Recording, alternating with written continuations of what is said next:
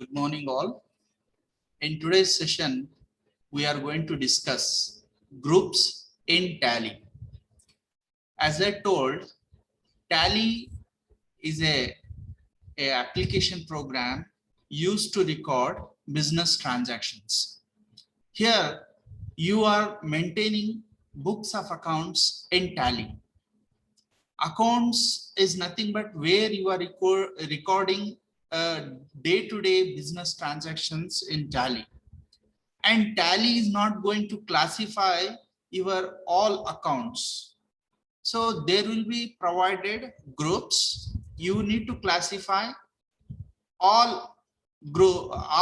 types of accounts into a particular group. Today, we are going to discuss what are those groups and how many groups are there in Tally and how we can classify accounts in Tally. So first, let me explain what is groups. So group is nothing but it's a collection of ledger which is having a similar nature. Same nature ಹೊಂದಿರುವಂತಹ accounts ಗಳನ್ನ ಒಂದು group ಮಾಡುವಂತಹ ಪ್ರೊಸೆಸ್ಸಿಗೆ group ಅಂತ ಕರೀತಾರೆ ಟ್ಯಾಲಿನಲ್ಲಿ. ಈಗ ಏನಾಗುತ್ತೆ, ಈಗ for example ನಮ್ಮ ಹತ್ರ ಫಿಕ್ಸ್ಡ್ ಅಸೆಟ್ಸ್ ಇದಾವೆ, ಲ್ಯಾಂಡ್ ಇದೆ, ಬಿಲ್ಡಿಂಗ್ ಇದೆ, ಮಷಿನರೀಸ್ ಇದೆ, ಇವೆಲ್ಲ ಫಿಕ್ಸ್ಡ್ ಅಸೆಟ್ ನಲ್ಲಿ ಬರುತ್ತೆ, ಹೌದಾ? ಸೊ ಅದು ಯಾವ ಗ್ರೂಪ್ ನಲ್ಲಿ ಕ್ಲಾಸಿಫೈ ಮಾಡಬೇಕು, ಅದನ್ನ ಸಿಮಿಲರ್ ನೇಚರ್ ಹೊಂದಿರುವಂತಹ ಲೆಜರ್ಸ್ ಗಳು ಯಾವಿದಾವೆ, ಅಕೌಂಟ್ಸ್ ಗಳು ಯಾವಿದಾವೆ, ಅವುಗಳನ್ನ ಒಂದು ಪರ್ಟಿಕ್ಯುಲರ್ ಗ್ರೂಪ್ ಅಂತ ಹೇಳಿ ಟ್ಯಾಲಿ ಪ್ರೊವೈಡ್ ಮಾಡುತ್ತೆ. ಆ ಗ್ರೂಪಿನಲ್ಲಿ ನಾವು ಕ್ಲಾಸಿಫೈ ಮಾಡಬೇಕಾಗುತ್ತೆ. So Tally provides 28 groups and in 28 predefined groups, 15 groups are primary groups and 13 groups are subgroups. Tally ನಲ್ಲಿ ಸುಮಾರು 28 ಪ್ರಿಡಿಫೈನ್ಡ್ ಗ್ರೂಪ್ಸ್ ಗಳು ಇದಾವೆ. ಅದರಲ್ಲಿ 15 ಗ್ರೂಪ್ಸ್ ಗಳು ಮೇನ್ ಗ್ರೂಪ್ಸ್ ಗಳು, ಅದಕ್ಕೆ ಪ್ರೈಮರಿ ಗ್ರೂಪ್ಸ್ ಅಂತ ಕರೀತಾರೆ. ಅಂಡ್ ಉಳಿದ 13 ಗ್ರೂಪ್ಸ್ ಗಳು ಏನಿದಾವೆ ಅವು ಸಬ್ ಗ್ರೂಪ್ಸ್ ಗಳು ಇದಾವೆ. ಟೋಟಲಿ ಈ 28 ಪ್ರಿಡಿಫೈನ್ಡ್ ಗ್ರೂಪ್ಸ್ ಗಳು ಏನಿದಾವೆ ಇದರಲ್ಲೇ ನಿಮ್ಮ ಬಿಸ್ನೆಸ್ ಟ್ರಾನ್ಸಾಕ್ಷನ್ ಅಲ್ಲಿ ಬರುವಂತಹ ಎಲ್ಲಾ ಟ್ರಾನ್ಸಾಕ್ಷನ್ಸ್ ಗಳನ್ನ ಒಂದು ಗ್ರೂಪ್ ಒಳಗೆ ನೀವು ಕ್ಲಾಸಿಫೈ ಮಾಡಬೇಕಾಗುತ್ತೆ. ದಟ್ ಈಸ್ ಕಾಲ್ಡ್ ಗ್ರೂಪ್ಸ್ ಅಂತ. ಆಮೇಲೆ ಗ್ರೂಪ್ ಪ್ರಿಡಿಫೈನ್ ನಲ್ಲೇ ನೀವು ಎಕ್ಸ್ಪೆಕ್ಟ್ ಮಾಡದಂತ ಗ್ರೂಪ್ಸ್ ಇಲ್ಲದೆ ಇದ್ರೆ you can create your own groups also. So ಅದರಲ್ಲಿ ಇರಬೇಕು ಅಂತೇನಿಲ್ಲ, ನಿಮ್ದೇ ಆದಂತ ಗ್ರೂಪ್ಸ್ ಗಳನ್ನು ಕೂಡ ನೀವು ಕ್ರಿಯೇಟ್ ಮಾಡುವಂತ ಸಾಧ್ಯತೆಗಳು ಇದಾವೆ. ಹಾಗಾದ್ರೆ ಆ 28 ಗ್ರೂಪ್ಸ್ ಗಳು ಯಾವ್ಯಾವ ಇದಾವೆ, ಅದರಲ್ಲಿ ಯಾವ ಲೆಕ್ಚರ್ಗಳು ಬರ್ತಾವೆ ಅದು ತಿಳ್ಕೊಳ್ಳೋದು ತುಂಬಾ ಇಂಪಾರ್ಟೆಂಟ್. ಯಾಕೆಂತಂದ್ರೆ ಟ್ಯಾಲಿನಲ್ಲಿ ಗ್ರೂಪ್ಸ್ ಗಳು ಅರ್ಥ ಆತಂದ್ರೆ ನಮ್ಗೆ ಈಸಿಯಾಗಿ ಗೊತ್ತಾಗ್ಬಿಡುತ್ತೆ ಯಾವ ಲೆಕ್ಚರು ಯಾವ ಗ್ರೂಪ್ ನಲ್ಲಿ ಬರುತ್ತೆ ಅಂತ ಹೇಳಿ. Let us see one by one what are those 15 primary groups and 13 subgroups. So in that, the first group is capital account. Capital account is a primary group. It also contains a subgroup called reserves and surplus of the company.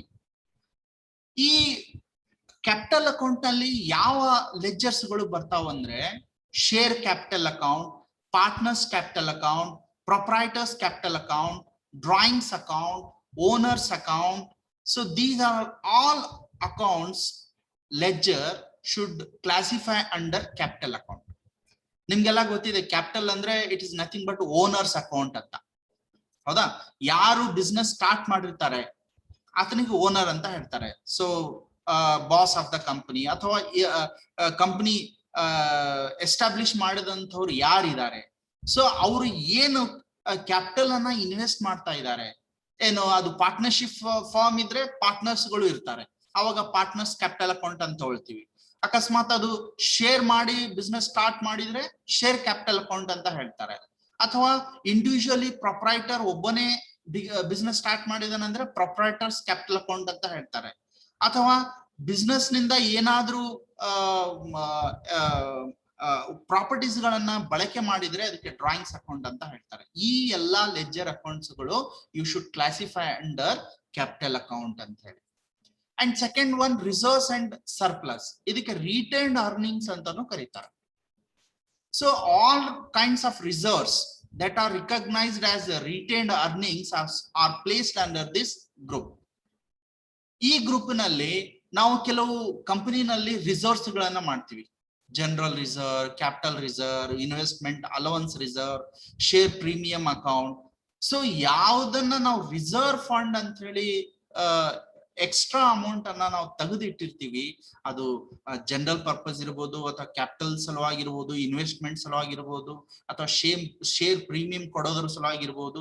So those are all reserves comes under reserves and surplus account ಅಂತ ಹೇಳಿ. ಇದಕ್ಕೆ retained earnings ಅಂತಾನು ಕರೀತಾರೆ. ಇಂಥ ledger accounts ಎಲ್ಲ sub groups of a capital account, reserves and surplus ನಲ್ಲಿ classify ಮಾಡಬೇಕು. And then the third group is loans liability. This is also a primary group. So it takes all the ledgers of loan account. ನೀವು ಏನು ಹೊರಗಡೆಯಿಂದ loan ತಗೊಂಡಿರ್ತೀರಿ, loan borrow ಮಾಡಿರ್ತೀರಿ from different kinds of loan.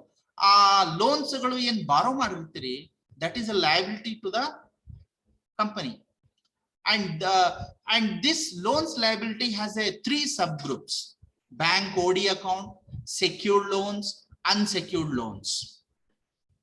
So ಈ 3 loan types ಗಳು, ಈ ಯಾವುದೇ ಒಂದು ಲೋನ್ಸ್ ಗಳನ್ನ ನೀವು ಬಾರೋ ಮಾಡಿದ್ರೆ ಅದನ್ನ ಲೋನ್ಸ್ ಲಯಬಿಲಿಟಿ ಗ್ರೂಪ್ಸ್ ಒಳಗೆ ಕ್ಲಾಸಿಫೈ ಮಾಡಬೇಕು.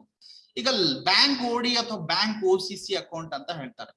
ಸೊ ಕೆಲವು ಬ್ಯಾಂಕ್ಸ್ ಗಳಲ್ಲಿ ಓಡಿ ಫೆಸಿಲಿಟಿ ಕೊಡ್ತಾರೆ. ಅಂದ್ರೆ ನೀವು ಬ್ಯಾಂಕ್ ನಲ್ಲಿ ಅಕೌಂಟ್ ಹೊಂದಿದ್ರೆ ಅದ್ರ ಮೇಲೆ ನೀವು ಎಷ್ಟು ಅಮೌಂಟ್ ಇರ್ತದೆ ಅದಕ್ಕಿಂತ ಜಾಸ್ತಿ ಅಮೌಂಟ್ ವಿಡ್ರಾ ಮಾಡ್ಲಿಕ್ಕೆ ನಿಮ್ಗೆ ಲೋನ್ ತರ ಪ್ರೊವೈಡ್ ಮಾಡ್ತಾರೆ. ಅದಕ್ಕೆ ಓವರ್ ಡ್ರಾಫ್ಟ್ ಅಂತ ಹೇಳ್ತಾರೆ.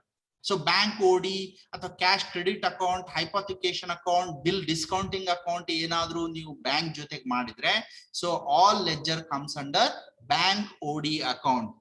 It is a type of a loans liability. And the next is secured loans. So some of the loans you borrow for a medium or long term loans from the outside of the company or from the banks or financial institutes by furnishing some security. ನೀವು ಏನಾದ್ರೂ ಆಸ್ತಿಯನ್ನ ಒತ್ತೆ ಇಟ್ಟು loan ಅನ್ನ ತೆಗೆದುಕೊಂಡು ಬಂದ್ರೆ ಅವುಗಳಿಗೆ secured loans ಅಂತಾರೆ. ಇವಾಗೆಲ್ಲ ತುಂಬಾ ಸೆಕ್ಯೂರ್ಡ್ ಲೋನ್ ಸಿಗ್ತದೆ. ಗೋಲ್ಡ್ ಲೋನ್ ಮೇಲೆ, ಆಸ್ತಿ ಮೇಲೆ, ಅಥವಾ ನೀವು ಏನಾದ್ರೂ ವೆಹಿಕಲ್ಸ್ ಮೇಲೆ ನೀವು ಒತ್ತೆ ಇಟ್ಟು ಏನ್ ಮಾಡ್ಬೋದು, on the basis of security they provide the loans. ಅಕಸ್ಮಾತ್ ಡಿಬೆಂಚರ್ಸ್ ಗಳನ್ನ ಕೊಟ್ಟು ಕೂಡ ನೀವು ಲೋನ್ಸ್ ಗಳನ್ನ ಬಾರೋ ಮಾಡಬಹುದು. So all the loans which are borrowed from the banks or financial institutions by furnishing security and debentures comes under secured loans and credit. And the next one is unsecured loans. These are the loans received from outside parties, directors, friends and relatives to whom no security is provided. ನಾವು loan ಅನ್ನ ಹೊರಗಡೆಯಿಂದ ನಮ್ಮ friends, relatives ಅಥವಾ parties ನಿಂದ, directors ನಿಂದ ತಗೊಂಡಿರ್ತೀವಿ, ಆದ್ರೆ ಅದರ ಅಗೇನೆಸ್ಟ್ ಯಾವುದೇ ಸೆಕ್ಯೂರಿಟಿಯನ್ನ ಫರ್ನಿಶ್ ಮಾಡಿರೋದಿಲ್ಲ. ಸೊ ಅನ್ಸೆಕ್ಯೂರ್ಡ್ ಲೋನ್ಸ್ ಅಂತಂದ್ರೆ without security. If you borrow loan from outside then it is comes under unsecured loans ಅಂತ ಹೇಳಿ. ಈಗ ರಿಲೇಟಿವ್ಸ್ ನಲ್ಲಿ ನಾವು ಕೈಗಡ ತಗೊಂತೀವಲ್ಲ, ಸೊ ಯಾರಾದ್ರೂ ಫ್ರೆಂಡ್ಸ್ ಇದ್ರೆ ಈಗ ಒಂದು 10,000 ಕೊಡು, ನಾಳೆ ಕೊಡ್ತೀನಿ ಅಂದ್ರೆ ಕೊಡ್ತಾರೆ. ಸೊ ಅದು ಡಿಪೆಂಡ್ಸ್ ಆನ್ ನಿಮ್ಮ ಗುಡ್ ವಿಲ್ ಮೇಲೆ, ಹೌದಾ? ನೀವು ಎಷ್ಟು ಭರವಸೆಯನ್ನ ಗಳಿಸಿರ್ತೀರಿ ಅದ್ರ ಮೇಲೆ ನೀವು ಲೋನ್ಸ್ ಅನ್ನ ವಿತೌಟ್ ಸೆಕ್ಯೂರಿಟಿ ಹೊರಗಡೆಯಿಂದ ತರಬಹುದು. ಸೊ ಅಂತ ಲೋನ್ಸ್ ಏನಾದ್ರು ತಗೊಂಡ್ರೆ ಅದನ್ನ ಅನ್ಸೆಕ್ಯೂರ್ಡ್ ಲೋನ್ಸ್ ನಲ್ಲಿ ಕ್ಲಾಸಿಫೈ ಮಾಡಬೇಕು. ಅದ್ರ ಜೊತೆಗೆ ನೆಕ್ಸ್ಟ್ ಮೇನ್ ಗ್ರೂಪ್ ಯಾವ್ದಂದ್ರೆ ಕರೆಂಟ್ ಲಯಬಿಲಿಟೀಸ್ ಅಂತ ಹೇಳಿ. This is also a primary group which holds outstanding and statutory liabilities of the company. ಅಂದ್ರೆ ಯಾವ್ದಾದ್ರು ಡ್ಯೂಸ್ ಗಳನ್ನು ಉಳಿಸ್ಕೊಂಡಿದ್ರೆ ಅಥವಾ ಯಾವ್ದಾದ್ರು ಅಕಾರ್ಡಿಂಗ್ ಟು ಲಾ ಪ್ರಕಾರ ನಾವು ಟ್ಯಾಕ್ಸ್ ಗಳನ್ನ ಕಟ್ಬೇಕಾಗಿದ್ರೆ ಅವನ್ನೆಲ್ಲವೂ ಕರೆಂಟ್ ಲಯಬಿಲಿಟೀಸ್ ನಲ್ಲಿ ಬರುತ್ತೆ. ಲೈಕ್ ಔಟ್ಸ್ಟ್ಯಾಂಡಿಂಗ್ ಎಕ್ಸ್ಪೆನ್ಸಸ್ ಇರ್ಬೋದು, ESI, PF ಅಥವಾ TDS, ಇವೆಲ್ಲವೂ ಈ ಗ್ರೂಪಿನಲ್ಲಿ ನಾವು ಕ್ಲಾಸಿಫೈ ಮಾಡ್ತೀವಿ. ಅಂಡ್ ಕರೆಂಟ್ ಲಯಬಿಲಿಟೀಸ್ ನಲ್ಲಿ 3 ಸಬ್ ಗ್ರೂಪ್ಸ್ ಗಳು ಬರ್ತವೆ. There are 3 sub groups: duties and taxes, provisions ಮತ್ತು ಸೆಂಡ್ರಿ ಕ್ರೆಡಿಟಾರ್ಸ್ ಅಂತ. ಹಾಗಾದ್ರೆ ಅವು ಯಾವ್ಯಾವು ನೋಡೋಣ. The first one, duties and taxes ಅಂದ್ರೆ company needs to pay different kinds of tax to government. Like VAT tax ಇತ್ತು ಮೊದಲಿಗೆ, ಈಗ ವ್ಯಾಟ್ ವ್ಯಾನಿಶ್ ಅದನ್ನ ತೆಗೆದಿದ್ದಾರೆ. ಈಗ ನಾವು ಕಟ್ಟಬೇಕಾಗಿದ್ದು GST. ಸೊ GST ನಲ್ಲಿ SGST, CGST ಅಂತ ಹೇಳಿ ಸ್ಟೇಟ್ GST, ಸೆಂಟ್ರಲ್ GST ಕಟ್ತೀವಿ. ಆಮೇಲೆ excise, sales and other trade taxes ಗಳನ್ನ ಗವರ್ಮೆಂಟ್ ಗೆ ಕಟ್ಟಬೇಕಾಗುತ್ತೆ. ಸೊ ಇವೆಲ್ಲ ಡ್ಯೂಟೀಸ್ ಅಂಡ್ ಟ್ಯಾಕ್ಸಸ್ ಅಂತ ಹೇಳಿ ಒಂದು ಗ್ರೂಪ್ ಬರುತ್ತೆ, ಅದ್ರೊಳಗೆ ನೀವು ಕ್ಲಾಸಿಫೈ ಮಾಡಬೇಕು. ಅಂಡ್ ಪ್ರಾವಿಷನ್ಸ್ ಅಂದ್ರೆ, so for the security of company we made some provisions. So ಯಾಕಂತಂದ್ರೆ ನಾವು ಲಾಸ್ ಇಂದ ಬಚಾಗಬೇಕಾಗಿದೆ ಅಂದ್ರೆ ಕೆಲವೊಂದು ಪ್ರಾವಿಷನ್ಸ್ ಗಳನ್ನ ಮಾಡಲೇಬೇಕಾಗುತ್ತೆ. ಅಂದ್ರೆ ಟ್ಯಾಕ್ಸೇಷನ್ ಕಟ್ಟಬೇಕಾಗಿದೆ ಅಂದ್ರೆ ಅದು ಉಳಿಸ್ಕೋತಾ ಹೋಗ್ಬೇಕು ನೀವು. ಪ್ರಾವಿಷನ್ ಫಾರ್ ಟ್ಯಾಕ್ಸೇಷನ್ ಅಂತ ಹೇಳಿ ಅಮೌಂಟ್ ಅನ್ನ ಒಂದ್ ಕಡೆ ರಿಸರ್ವ್ ಮಾಡ್ತಾ ಹೋಗೋದು. ಸೊ ಪ್ರಾವಿಷನ್ ಫಾರ್ ಟ್ಯಾಕ್ಸೇಷನ್ ಇರ್ಬೋದು, ಅಥವಾ ಪ್ರಾವಿಷನ್ ಫಾರ್ ಬ್ಯಾಡ್ ಡೆಟ್ಸ್. ನಿಮ್ಗೆಲ್ಲ ಗೊತ್ತಿದೆ ಬ್ಯಾಡ್ ಡೆಟ್ಸ್ ಅಂದ್ರೆ ಯಾವ್ದು ಇರ್ರಿಕವರಬಲ್ ಡೆಟ್ಸ್ ಇರ್ತಾವೆ ಅವುಗಳಿಗೆ ಬ್ಯಾಡ್ ಡೆಟ್ಸ್ ಅಂತಾರೆ. ಅದರಿಂದ ಕಂಪ್ನಿಗೆ ಲಾಸ್ ಆಗುತ್ತೆ, ಅದನ್ನ ಮತ್ತೆ ರಿಕವರ್ ಮಾಡ್ಲಿಕ್ಕೆ ನೀವು ರಿಸರ್ವ್ ಮಾಡ್ಬೇಕಲ್ಲ, ಪ್ರಾವಿಷನ್ ಮಾಡ್ಬೇಕಲ್ಲ. So provision for bad debts ಮಾಡ್ಬೇಕು. Provision for dividend, provision for depreciation. ಅಂದ್ರೆ ಯಾವುದೇ ಮಷಿನರಿ ಫರ್ನಿಚರ್ ತಗೊಂಡ್ರೆ ಡೆಪ್ರಿಸಿಯೇಷನ್ ಆಗ್ತದೆ, ಅದರ ವ್ಯಾಲ್ಯೂಸ್ ಕಡಿಮೆ ಆಗ್ತಾ ಹೋಗುತ್ತೆ ಇಯರ್ಲಿ. ಸೊ ಎಷ್ಟು ವ್ಯಾಲ್ಯೂ ಡೆಪ್ರಿಸಿಯೇಷನ್ ಅಂತ ಹೇಳಿ ನೀವು ಪ್ರಾವಿಷನ್ ಮಾಡ್ತಾ ಇದ್ರಿ ಅವೆಲ್ಲ ನೀವು ಪ್ರಾವಿಷನ್ಸ್ ನಲ್ಲಿ ತಗೋಬೇಕು. Provision for taxation, provision for bad debts, dividend, provision for depreciation, ಇವೆಲ್ಲ ಲೆಡ್ಜರ್ ಅಕೌಂಟ್ಸ್ ಗಳು comes under provisions group. Okay. And sundry creditors. So ಇವರೆಲ್ಲ ನಮ್ ಜೊತೆಗೆ ಟ್ರೇಡ್ ಕ್ರೆಡಿಟಾರ್ಸ್ ಅಂತ ಹೇಳ್ತಾರೆ. ಯಾಕಂದ್ರೆ they are dealing business with company, they are called suppliers. So ನಾವು ಹೊರಗಡೆಯಿಂದ ವಸ್ತುಗಳನ್ನ ಏನು ಪರ್ಚೇಸ್ ಮಾಡ್ಕೊಂಡ್ ಬರ್ತೀವಿ, ಆ ವಸ್ತುಗಳು ಪರ್ಚೇಸ್ ಮಾಡುವಾಗ ಯಾರ ಜೊತೆಗೆ ನಾವು ಡೀಲ್ ಮಾಡ್ತೀವಿ, ಆ ಟ್ರೇಡರ್ಸ್ ಯಾರು ಇರ್ತಾರೆ ಅವರ ಅಕೌಂಟ್ಸ್ ಗಳಿಗೆ ಸಪ್ಲೈಯರ್ಸ್ ಅಕೌಂಟ್ ಅಂತಾರೆ, ವೆಂಡರ್ಸ್ ಅಕೌಂಟ್ ಅಂತ ಹೇಳ್ತಾರೆ. ಸೊ ಅವರ ಟ್ರಾನ್ಸಾಕ್ಷನ್ಸ್ ಗಳನ್ನ ಸೆಂಡ್ರಿ ಕ್ರೆಡಿಟಾರ್ಸ್ ಅಂತ ಹೇಳಿ ನಾವು ಕನ್ಸಿಡರ್ ಮಾಡ್ತೀವಿ. ಸೊ ಎಲ್ಲಿ ನಾವು ಪರ್ಚೇಸ್ ಮತ್ತು ಡೆಬಿಟ್ ನೋಟ್ ಮತ್ತು ಜರ್ನಲ್ ವೋಚರ್ ಅಂತ ಹೇಳಿ ಬರ್ತದೆ, ಈ ಮೂರು ವೋಚರ್ ನಲ್ಲಿ ಯಾರ ಪಾರ್ಟೀಸ್ ಅಕೌಂಟ್ ಅಂತ ಹೇಳಿ ನಾವು ಎಂಟ್ರಿ ಮಾಡ್ತೀವಿ, they are all considered as sundry creditors. ಅಂದ್ರೆ you are purchasing goods on credit basis from outside traders, and outside traders are considered as sundry creditors. So ಅವರ ಅಕೌಂಟ್ಸ್ ಗಳು ಇಲ್ಲಿ sundry creditor ಅಂದ್ರೆ it's not A individual, more than one person sundry creditors ಅಂತ ಬರ್ತಾರೆ. ಎಷ್ಟು ಜನ ನಮ್ ಜೊತೆಗೆ ಬಿಸ್ನೆಸ್ ಮಾಡ್ತಾ ಇದ್ದಾರೆ ಅವರೆಲ್ಲ ಅಕೌಂಟ್ಸ್ ಗಳನ್ನ ನೀವು sundry creditor ಗ್ರೂಪ್ಸ್ ಒಳಗೆ ಕ್ಲಾಸಿಫೈ ಮಾಡಬೇಕು. And next fixed assets. So fixed assets ಅಂದ್ರೆ, so this is also primary group to hold the ledger accounts of all fixed assets. Fixed assets andre plant, machinery, building, furniture and fittings, land account, ಅಥವಾ immovable properties, ಅಥವಾ tax, trade rights, properties, ಇವೆಲ್ಲ accounts ಗಳು fixed assets ಅಂತ ಹೇಳಿ ನಾವು consider ಮಾಡ್ತೀವಿ. ಈ ಎಲ್ಲಾ ಅಕೌಂಟ್ಸ್ ಗಳನ್ನ ಫಿಕ್ಸ್ಡ್ ಅಸೆಟ್ ನಲ್ಲಿ ನೀವು ತೆಗೆದುಕೊಳ್ಬೇಕಾಗುತ್ತೆ. ಆದ್ರೆ ಈಗ ಫರ್ನಿಚರ್ ಇರುತ್ತಲ್ಲ, ಸೊ ಫಿಕ್ಸ್ಡ್ ಅಸೆಟ್ ಯಾವಾಗ ಆಗುತ್ತೆ ಅಂದ್ರೆ, ಸೊ ನಾವು ಬಿಸ್ನೆಸ್ ಗೆ ಒಂದ್ಸಲ ಫರ್ನಿಚರ್ ಪರ್ಚೇಸ್ ಮಾಡಿ ಅದನ್ನ ಬಿಸ್ನೆಸ್ ಮೇಂಟೆನೆನ್ಸ್ ಮಾಡ್ಲಿಕ್ಕೆ ಅಥವಾ ಬಿಸ್ನೆಸ್ ರನ್ ಮಾಡ್ಲಿಕ್ಕೆ ಬಳಕೆ ಮಾಡಿದ್ರೆ ಸೊ ಅದು ಫಿಕ್ಸ್ಡ್ ಅಸೆಟ್ ಆಗುತ್ತೆ. ಬಟ್ ನಮ್ ಬಿಸ್ನೆಸ್ ಫರ್ನಿಚರ್ ಮಾರಾಟ ಮಾಡೋದಿದೆ ಅಂತಂದ್ರೆ ಅವಾಗ ಫರ್ನಿಚರ್ ಫಿಕ್ಸ್ಡ್ ಅಸೆಟ್ ಆಗಲ್ಲ. ಅವಾಗ ಏನಾಗುತ್ತೆ, ಅದು ಫರ್ನಿಚರ್ ಕರೆಂಟ್ ಅಸೆಟ್ ಆಗ್ತದೆ. ಯಾಕಂತಂದ್ರೆ ಫರ್ನಿಚರ್ ಖರೀದಿ ಮಾಡ್ತೀವಿ, ಅದೇ ಫರ್ನಿಚರ್ ಮಾರಾಟ ಮಾಡ್ತೀವಿ ಅಂದ್ರೆ ಅವಾಗ those furniture are not treated as fixed assets, those are called current assets ಅಂತ ಹೇಳ್ತಾರೆ. But fixed asset to current asset ನಲ್ಲಿ ನೀವು ಕ್ಲಿಯರ್ ಆಗಿ ಡಿಫ್ರೆನ್ಸ್ ಗೊತ್ತಾಗಬೇಕು. ಫಿಕ್ಸ್ಡ್ ಅಸೆಟ್ ಅಂದ್ರೆ ಒಂದ್ಸಲ ಫರ್ನಿಚರ್ ಬಿಸ್ನೆಸ್ ರನ್ ಮಾಡ್ಲಿಕ್ಕೆ ಪರ್ಚೇಸ್ ಮಾಡ್ತೀವಿ, ಅದನ್ನ ಲಾಂಗ್ ಆಗಿ ಬಳಕೆ ಮಾಡ್ತಾ ಹೋಗ್ತೀವಿ, ಬಟ್ ಅದನ್ನ ಇನ್ನೊಬ್ಬರಿಗೆ ಮಾರಾಟ ಮಾಡೋದಿಲ್ಲ. ಸೊ ಅಂತ ಫರ್ನಿಚರ್ಸ್ ಗಳಿಗೆ ಮಾತ್ರ ನಾವು ಫಿಕ್ಸ್ಡ್ ಅಸೆಟ್ ಅಂತ ಹೇಳಿ ಕನ್ಸಿಡರ್ ಮಾಡ್ತೀವಿ. And next, investments. This is also a primary group. This primary group contains the ledger accounts like investments in shares, bonds, debentures or government securities. ಈಗ ಏನಾಗುತ್ತೆ, ಕಂಪನಿ, ಸೊ ಕಂಪನಿ ನಾವು run ಮಾಡ್ತಾನೆ ಬೇರೆ business ನಲ್ಲಿ ಕೂಡ invest ಮಾಡ್ಬೇಕಾಗುತ್ತೆ. ಯಾಕಂತಂದ್ರೆ company stable ಆಗ್ಬೇಕು, ಅದಕ್ಕೆ ಫೈನಾನ್ಷಿಯಲ್ ಸೋರ್ಸಸ್ ಗಳು ಕಂಟಿನ್ಯೂಸ್ ಆಗಿ ಬರಬೇಕು ಅಂತಂದ್ರೆ ನಾವು ಬೇರೆ ಬಿಸ್ನೆಸ್ ನಲ್ಲಿ ಶೇರ್ ಅಥವಾ ಬಾಂಡ್ಸ್, ಡಿಬೆಂಚರ್ಸ್ ನಲ್ಲಿ ಅಥವಾ ಗವರ್ಮೆಂಟ್ ಸೆಕ್ಯೂರಿಟೀಸ್ ನಲ್ಲಿ ಕಂಪನಿ ಇನ್ವೆಸ್ಟ್ ಮಾಡ್ಬೇಕಾಗುತ್ತೆ, ಹೌದಾ? ಸೊ ಅಂತ ಏನಾದ್ರೂ ಇನ್ವೆಸ್ಟ್ಮೆಂಟ್ ಮಾಡಿದ್ರೆ so all those ledgers comes under investment group. Okay. And next current asset ಅಂತ ಹೇಳಿ. So this is also a primary group to keep the assets of all the companies. So current assets ನಲ್ಲಿ ಸುಮಾರು 6 ಸಬ್ groups ಗಳು ಬರ್ತವೆ. Stock in hand, deposit assets, loans and advances assets, sundry debtors, cash in hand, bank account, ಇವೆಲ್ಲವೂ sub groups of a current asset ಅಂತ ಹೇಳ್ತಾರೆ. So ಈ ಸಬ್ groups ಗಳು ಒಂದೊಂದಾಗಿ ನೋಡ್ತಾ ಹೋಗೋಣ. So you know that stock. So stock means goods. So ನಿಮ್ಮ ಕಂಪನಿನಲ್ಲಿ ಏನ್ ಸ್ಟಾಕ್ ಇದೆ, so these are the ledger account where which holds opening and closing stock account.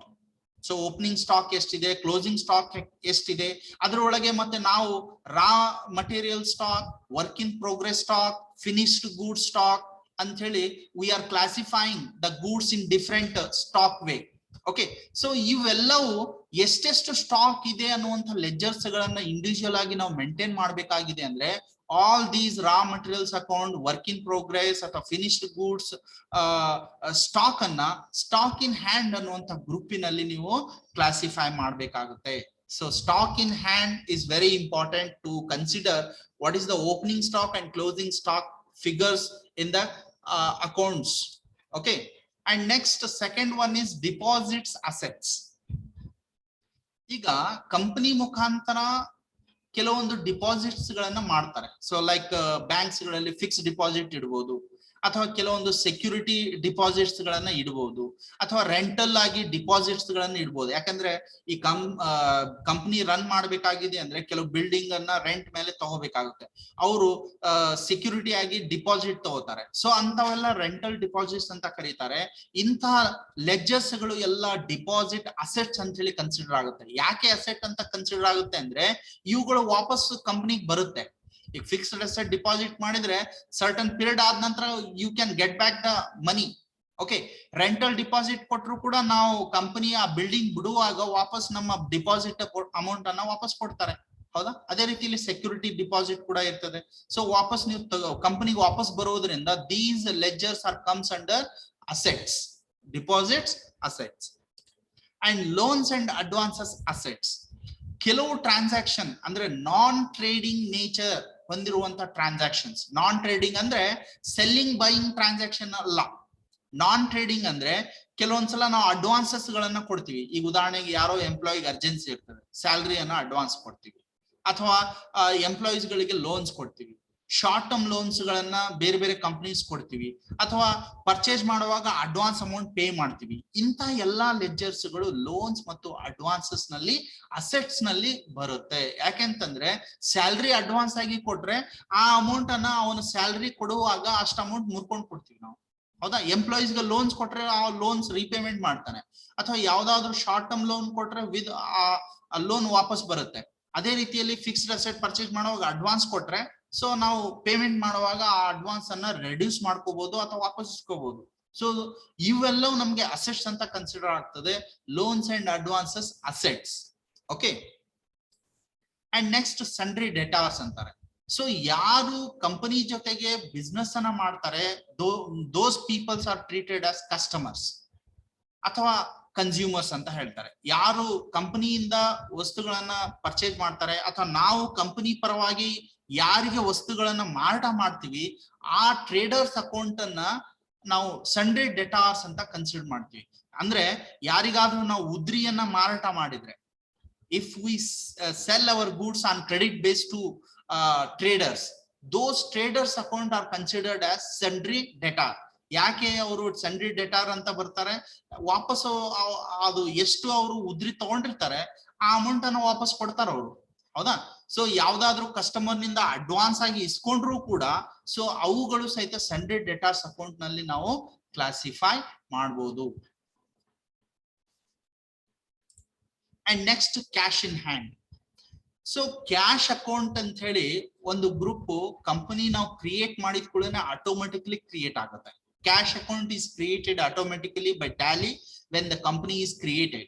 Okay, But some of the cash account I want to classify into subgroups like petty cash account, cash at bank account, cash in hand. ಈ ರೀತಿ separate account ನೀವು classify ಮಾಡಿ ledger ಮಾಡಬೇಕಾಗಿದೆ ಅಂದ್ರೆ ಅಥವಾ ಸಬ್ group ಮಾಡಬೇಕಾಗಿದೆ ಅಂದ್ರೆ then you can classify these ledgers under cash in hand. Okay, so petty cash, cash at bank ಅಥವಾ cash in hand ಇವುಗಳನ್ನ ಸಪರೇಟ್ ಲೆಡ್ಜರ್ ಆಗಿ ನೀವು ಕ್ಲಾಸಿಫೈ ಮಾಡಬಹುದು using cash in hand group. And bank account takes all kinds of bank accounts. Bank accounts ನಲ್ಲಿ ನಮ್ saving account ಇರಬಹುದು, current account ಇರಬಹುದು. ಈ ಎರಡೂ ಅಕೌಂಟ್ಸ್ ಗಳ ಒಂದು ಟ್ರಾನ್ಸಾಕ್ಷನ್ಸ್ ಅನ್ನ ರೆಕಾರ್ಡ್ ಮಾಡಬೇಕಾಗಿದೆ ಅಂದ್ರೆ you should consider bank account. Okay, bank account groups ಒಳಗೆ ಅಂತ ಲೆಡ್ಜರ್ಸ್ ಗಳನ್ನ ತೆಗೆದುಕೊಳ್ಳಬೇಕು. And then next group is branch bar division. This is also a primary group which is used by multi branch companies.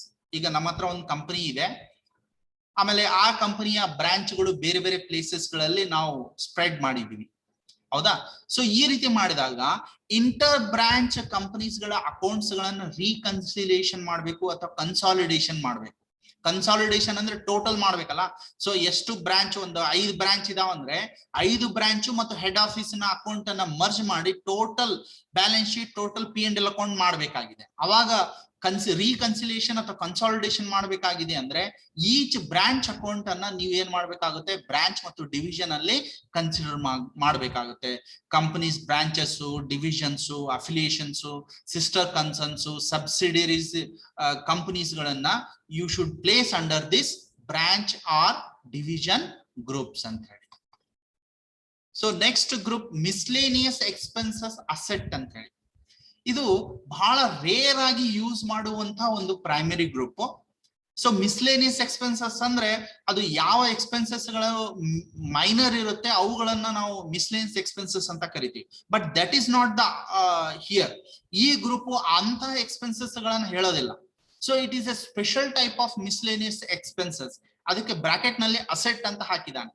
So ಈಗ schedule 6 of the companies act ಪ್ರಕಾರ ಏನ್ ಹೇಳ್ತದಂದ್ರೆ, company ಪ್ರಾರಂಭ ಮಾಡಕ್ಕಿಂತ ಮುಂಚೆ ಏನ್ ಖರ್ಚು ಮಾಡಿರ್ತೀವಿ, ಪ್ರಿಲಿಮಿನರಿ ಎಕ್ಸ್ಪೆನ್ಸಸ್ ಅಥವಾ ಪ್ರೀ ಆಪರೇಟಿವ್ ಎಕ್ಸ್ಪೆನ್ಸಸ್ ಅಂತಾರೆ. ಅಂದ್ರೆ ಕಂಪನಿ ರಿಜಿಸ್ಟ್ರೇಷನ್ ಅಥವಾ ಕಂಪನಿ ಡಾಕ್ಯುಮೆಂಟೇಶನ್ ಮಾಡ್ಬೇಕಂದ್ರೆ ಅಥವಾ ಕಂಪನಿ ಬೇರೆ ಬೇರೆ ಲೀಗಲ್ ಪ್ರೊಸೀಡಿಂಗ್ಸ್ ಗಳನ್ನ ಮಾಡ್ಬೇಕಂದ್ರೆ ಏನ್ ಖರ್ಚು ಮಾಡ್ತೀವಲ್ಲ, ಅವುಗಳು A part of capitalised amount ಅಂತ ಹೇಳ್ತಾರೆ. ಅಂದ್ರೆ ಇನ್ವೆಸ್ಟ್ಮೆಂಟ್ ನಲ್ಲೇ ಅವುಗಳನ್ನು ಸಹಿತ ಕನ್ಸಿಡರ್ ಮಾಡಲಾಗುತ್ತೆ. ಅಂಡ್ ಇದನ್ನ ಪ್ರಾಫಿಟ್ ಅಂಡ್ ಲಾಸ್ ಅಕೌಂಟ್ ನಲ್ಲಿ ರಿಟರ್ನ್ ಆಫ್ ಮಾಡಕ್ ಬರಲ್ಲ. ಸೊ ಅಂತ ಎಕ್ಸ್ಪೆನ್ಸಸ್ ಗಳು ಪ್ರಿಲಿಮಿನರಿ ಅಥವಾ ಪ್ರೀ ಆಪರೇಟಿವ್ ಎಕ್ಸ್ಪೆನ್ಸಸ್ ಏನ್ ಇರ್ತಾವೆ ಅವುಗಳಿಗೆ ಮಿಸ್ಲೇನಿಯಸ್ ಎಕ್ಸ್ಪೆನ್ಸಸ್ ಅಸೆಟ್ ಅಂತ ಕರೀತಾರೆ. ಇವುಗಳು ಕಂಪನಿ ಪ್ರಾರಂಭ ಮಾಡಕ್ಕಿಂತ ಮುಂಚೆ ಮಾಡಿದಂತ ಖರ್ಚುಗಳು ಏನಿರ್ತಾವೆ ಅವುಗಳನ್ನು ಮಾತ್ರ ಕನ್ಸಿಡರ್ ಆಗ್ತದೆ. ಆದ್ರೆ ನೀವು ಅನ್ಕೊಂಡಂತೆ ಸೊ ಮಿಸ್ಲೇನಿಯಸ್ ಎಕ್ಸ್ಪೆನ್ಸಸ್ ಅಂತ ಹೇಳಿ ಅದರ್ ಎಕ್ಸ್ಪೆನ್ಸಸ್ ಅನ್ನ ನೀವು ತೋರಿಸ್ತಿರಲ್ಲ, ಅದು ಅಲ್ಲ ಇದು group. It's A different group. Okay, so it takes only preliminary and pre-operative expenses before starting a company. And next, suspense account and it is also a primary group which appears in balance sheet. Balance sheet nalli suspense account anta barutte. Elli suspense account ledgers anna ತಗೋಬೇಕಾಗುತ್ತೆ ಅಂದ್ರೆ ಕೆಲವು transactions ಗಳು incomplete ಆಗಿರ್ತವೆ, ಆದ್ರೆ amount ಅನ್ನ ಅಲ್ಲಿ paid ಆಗಿರ್ತದೆ ಅಥವಾ receive ಆಗಿರುತ್ತೆ. ಪೇಡ್ ಅಥವಾ ರಿಸೀವ್ ಟೆಂಪರಲಿ ಯಾವುದೇ ಟ್ರಾನ್ಸಾಕ್ಷನ್ ಮಾಡಿದ್ರೆ those transaction can be recorded as a suspense account. ಈಗ ಉದಾಹರಣೆಗೆ ಒಂದು ಟ್ರಾವೆಲಿಂಗ್ ಎಕ್ಸ್ಪೆನ್ಸಸ್ ಸಲುವಾಗಿ ನಾನು ಅಡ್ವಾನ್ಸ್ ಕೊಡ್ತೀನಿ. ಓಕೆ, ಟ್ರಾವೆಲಿಂಗ್ ಎಕ್ಸ್ಪೆಂಡಿಚರ್ ಎಷ್ಟಾಗುತ್ತೆ ಅಂತ ನಮ್ಗೆ ಎಕ್ಸಾಕ್ಟ್ ಗೊತ್ತಿಲ್ಲ. ಅಂದಾಜಿನ ಪ್ರಕಾರ ಟ್ರಾವೆಲಿಂಗ್ ಎಕ್ಸ್ಪೆನ್ಸಸ್ ಒಂದ್ 2,000 ಕೊಡ್ತೀವಿ, ಹೌದಾ? ಸೊ ಆತ ವಾಪಸ್ ಟಿಕೆಟ್ ಅವೆಲ್ಲ ಬಿಲ್ಸ್ ಗಳನ್ನ ವಾಪಸ್ ಕೊಟ್ಟ ಮೇಲೆ ಅದು ಆಕ್ಚುಯಲ್ ಟ್ರಾವೆಲಿಂಗ್ ಬಿಲ್ ಆಗುತ್ತೆ, ಹೌದಾ? ಅಲ್ಲಿವರೆಗೂ ಆ ಅಕೌಂಟ್ ಎದ್ರಾಗ ಹಾಕ್ತಿರಿ 2,000 ಪೇ ಆಗಿದ್ದು, ಅವಾಗ ನೀವು ಅದನ್ನ ಸಸ್ಪೆನ್ಸ್ ಅಕೌಂಟ್ ನಲ್ಲಿ ಹಾಕೋಬೇಕು till the transaction completes. Okay, incomplete ಅಥವಾ temporary transaction can be recorded under suspense account and suspense account group. Okay, and next is sales account. This is also a primary group which is used to record regular business sales ಅಥವಾ sales returns. ಅಂದ್ರೆ business ನಲ್ಲಿ ಬರುವಂತ sales ಅಥವಾ sales returns ಏನ್ ಬರುತ್ತೆ ಇವು ಎರಡೂ transactions ಗಳನ್ನ ರೆಕಾರ್ಡ್ ಮಾಡ್ಲಿಕ್ಕೆ ಸೇಲ್ಸ್ ಅಕೌಂಟ್ ಯೂಸ್ ಮಾಡ್ತಾರೆ. ಸಾಮಾನ್ಯವಾಗಿ sales account, sales exempt account, sales returns account ಅನ್ನುವಂತಹ ಲೆಜರ್ಸ್ಗಳು ಸೇಲ್ಸ್ ಅಕೌಂಟ್ ನಲ್ಲಿ ನಾವು ಕ್ಲಾಸಿಫೈ ಮಾಡ್ತೀವಿ. And next, purchase account. So in similar way, purchase account is also a primary group which holds all the transaction of a business, purchases and purchase returns. ಇಲ್ಲಿ ಕೂಡ business ನಲ್ಲಿ ಏನಾದ್ರೂ purchase ಮಾಡಿದ್ರೆ ಅಥವಾ purchase ಅನ್ನ return ಮಾಡಿದ್ರೆ ಅಂತಹ transactions ಗಳನ್ನ ರೆಕಾರ್ಡ್ ಮಾಡ್ಲಿಕ್ಕೆ ಪರ್ಚೇಸ್ ಅಕೌಂಟ್ ಯೂಸ್ ಮಾಡ್ತಾರೆ. ಆಮೇಲೆ ಇಲ್ಲಿ purchase account, purchase returns accounts, ledgers ಗಳನ್ನ ನಾವು ಪರ್ಚೇಸ್ ಅಕೌಂಟ್ ಅನ್ನುವಂತ ಗ್ರೂಪ್ಸ್ ಅಂತ ಹೇಳಿ ಕ್ಲಾಸಿಫೈ ಮಾಡ್ತೀವಿ. ಅಂಡ್ ಡೈರೆಕ್ಟ್ ಇನ್ಕಮ್ ಅಥವಾ ಇನ್ಕಮ್ ಡೈರೆಕ್ಟ್ ಎರಡು ಇದಾವೆ ಗ್ರೂಪ್ಸ್ಗಳು. ಡೈರೆಕ್ಟ್ ಇನ್ಕಮ್ ಅಥವಾ ಇನ್ಕಮ್ ಡೈರೆಕ್ಟ್ ಎರಡು ಸೇಮ್, ನೀವು ಯಾವ್ದಾದ್ರು ಯೂಸ್ ಮಾಡ್ಕೋಬಹುದು. ಸೊ ಇಲ್ಲಿ ಇದು ಕೂಡ ಒಂದು ಪ್ರೈಮರಿ ಗ್ರೂಪ್. ಇಲ್ಲಿ ಕಂಪನಿಗೆ ಬರುವಂತಹ ಇನ್ಕಮ್ ಏನಿರ್ತದೆ, ಸೊ ಯಾವ ಇನ್ಕಮ್ ಗ್ರಾಸ್ ಪ್ರಾಫಿಟ್ ಕ್ಯಾಲ್ಕುಲೇಟ್ ಮಾಡ್ಲಿಕ್ಕೆ ಯೂಸ್ ಮಾಡಲಾಗುತ್ತೆ ಅಂತ ಇನ್ಕಮ್ಸ್ ಗಳು ಎಲ್ಲ direct incomes. For example professional service charges ಅಥವಾ ಸರ್ವಿಸಿಂಗ್ ಚಾರ್ಜಸ್ ಏನ್ ಕಲೆಕ್ಟ್ ಮಾಡ್ಕೋತೀವಿ ಬಿಸ್ನೆಸ್ ನಲ್ಲಿ, ಅವುಗಳನ್ನ ಡೈರೆಕ್ಟ್ ಇನ್ಕಮ್ ಅಂತ ಕನ್ಸಿಡರ್ ಆಗುತ್ತೆ. ಅದನ್ನ ಗ್ರಾಸ್ ಪ್ರಾಫಿಟ್ ಕ್ಯಾಲ್ಕುಲೇಟ್ ಮಾಡುವಾಗ ಸೊ ಇನ್ಕಮ್ ಸೈಡ್ ಅನ್ನ ನಾವು ತೆಗೆದುಕೊಳ್ತೀವಿ. ಸೊ ಡೈರೆಕ್ಟ್ ಇನ್ಕಮ್ಸ್ ಎಲ್ಲ ಡೈರೆಕ್ಟ್ ಇನ್ಕಮ್ ಗ್ರೂಪ್ ಒಳಗೆ ಬರುತ್ತೆ. ಅಂಡ್ ಇಂಡೈರೆಕ್ಟ್ ಇನ್ಕಮ್, ಸೊ ಇದು ಕೂಡ ಒಂದು ಪ್ರೈಮರಿ ಗ್ರೂಪ್.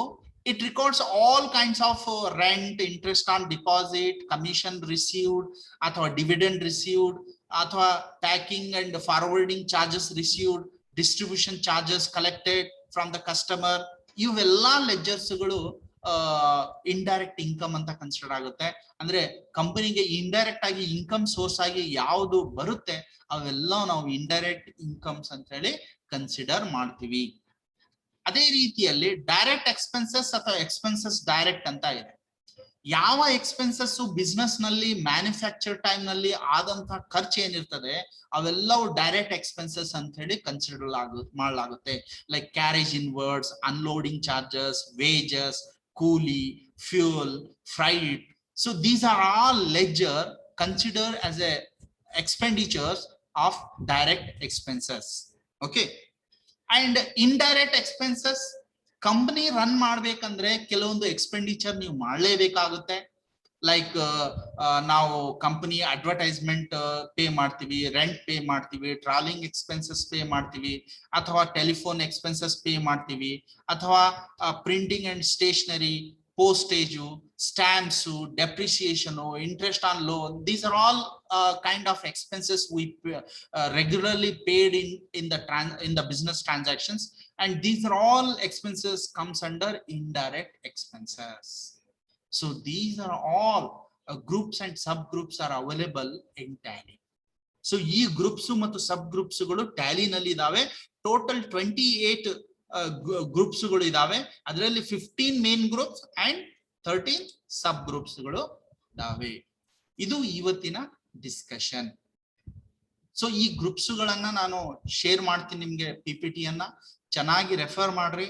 ಮುಂದಿನ ಕ್ಲಾಸ್ ನಲ್ಲಿ so I am going to show you how to create groups. ಈ 22 ಗ್ರೂಪ್ಸ್ ನಲ್ಲಿ ನಮ್ಮದೇ ಆದಂತ ಗ್ರೂಪ್ಸ್ ಇಲ್ಲದೆ ಇದ್ರೆ I can create my own group. Okay, how to create your own group, single group and multiple groups ಅಂತ ಬರುತ್ತೆ. ಅವು ಎರಡೂ ಮೆಥಡ್ ನಲ್ಲಿ ಹೇಗೆ ಗ್ರೂಪ್ಸ್ ಗಳನ್ನು ಕ್ರಿಯೇಟ್ ಮಾಡಬೇಕು, ಅಲ್ಟರ್ ಹೇಗೆ ಮಾಡಬೇಕು, ಡಿಲೀಟ್ ಹೇಗೆ ಮಾಡಬೇಕು, ಅದನ್ನ ನಾನು ಮುಂದಿನ ಕ್ಲಾಸ್ ನಲ್ಲಿ ನಿಮ್ಗೆ ಹೇಳ್ಕೊಡ್ತೀನಂತೆ.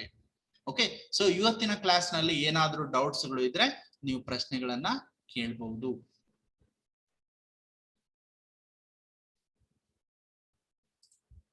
No doubts? Okay.